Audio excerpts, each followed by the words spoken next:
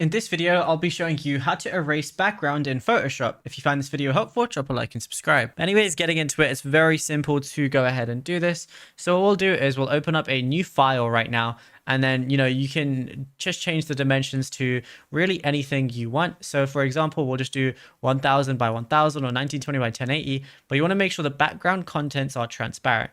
Then go ahead and click create. Then just go ahead and insert any of the images that you want to go ahead and do this with. So for example, we're going to be using this image right here. So what I want to do is I want to copy this. So highlight it and then Control C and then just paste it into this. Now, let's say I want to remove the background around the face or anything like that. There's a few different options. One, I can go to this tool right here, which is the eraser tool. And then I want to go to magic eraser tool.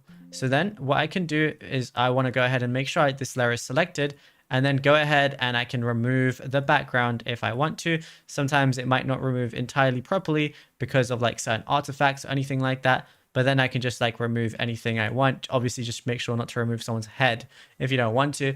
And so that's one version that you could go ahead and do. But another version is, let's say I just go back all the way completely. What I could go ahead and do instead is go ahead and press this one, which is object selection tool. So now I can go ahead and select his face, and then I can delete everything around it if I want to.